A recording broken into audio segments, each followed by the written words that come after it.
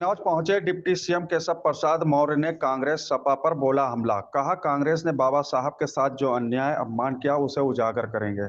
वहीं कांग्रेस सपा दोनों को एक समान बताते हुए कहा, सपा ने भी कन्नौज मेडिकल कॉलेज से बाबा साहब का नाम हटाकर किया उनका अपमान।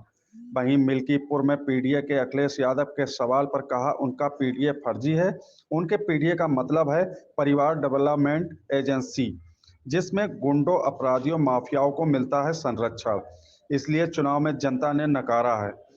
वहीं सीएम के यमुना पर दिए बयान पर कहा, आपने यमुना जी को किया गंदा। 8 फरवरी के बाद दिल्ली में आएगी भाजपा सरकार। बनने के बाद भाजपा साफ करेगी यमुना। महाकुंभ को लेकर अखिलेश यादव के तंज पर कहा कि वो भी आए, उनका स्वागत है। डुबकी पर आस्था को लेकर सवाल उठाएंगे तो नहीं होगा बर्दाश्त।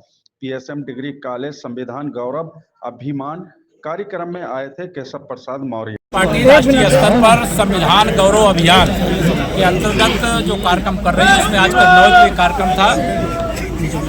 बाबा साहब भीमराव अंबेडकर जी के चरणों में सिर झुकाकर हम सब संकल्प लेते हैं कि बाबा साहब के साथ जो अन्याय, जो अपमान और जो उनकी भावनाओं की अनदेखी करके कांग्रेस ने पाप किया है, उसको उजागर करेंगे। बाबा साहब को भारत रत्न क्यों नहीं दिया, उनको चुनाव में हराने का प्रयास क्यों किया, संविधान सभा का सदस्य बनने से क्यों रोका था, ये सारी चीज़ें हम जनता के बीच में ले जा रहे हैं, आगे ले जाने का काम करेंगे। और मैं स्पष्ट कहूँ कि कांग्रेस और समाजवादी पार्टी में कोई अंतर नहीं। अगर कांग्रेस आज़ादी के तत्काल बाद से बाबा साहब को लगातार अपमानित करने का काम किया, तो समाजवादी पार्टी ने कन्नौज मेडिकल कॉलेज का नाम, जो बाबा साहब भीमराव अंबेडकर जी के नाम से था, उसको बदलने का पाप किया था, जिसे भारतीय जनता पार्टी ने फिर से बाबा साहब के नाम से करने का संकल्प पूरा करने का काम किया है। और हम बाबा साहब के सम्मान में भाजपा और भाजपा सरकार सब मैदान में। अखिलेश जी ने कहा है कि मिल्कीपुर में केवल 20% पीडीए के लोग हैं,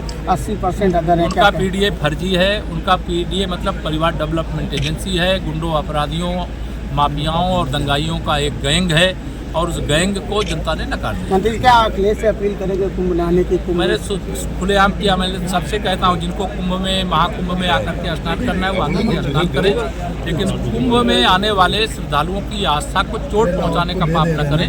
हमें गर्व है कि हम अपनी संपूर्ण मंत्रिपरिषद के साथ महाकुंभ में संगम में डुबकी लगाए, कैबिनेट की बैठक लिए, और महाकुंभ 2025 में 2031 में होने वाले अर्धकुंभ की नींव डालने का भी संकल्प लिए, कई फैसले किए। मंत्री, अखिलेश ने एक्स किया है कि जो मथुरा से निकली यमुना है उस पर आप आचमन करके देखें। इस पर आप आजकल कांग्रेस के साथ अखिलेश यादव जी की दोस्ती टूट गई है और केजरीवाल जी से दोस्ती यार, और उस दोस्ती के क्रम में यमुना जी आगरा से नहीं निकलती है, इसलिए अखिलेश जी को ये मालूम होना चाहिए।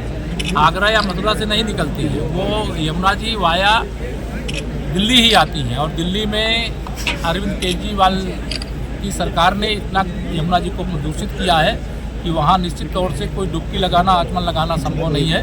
लेकिन 8 फरवरी को वहाँ भाजपा की सरकार बन जाएगी, और आने वाली 8 फरवरी, जब अगली 8 फरवरी आएगी, वहाँ डुबकी भी लगाएंगे लोग, आचमन भी करेंगे।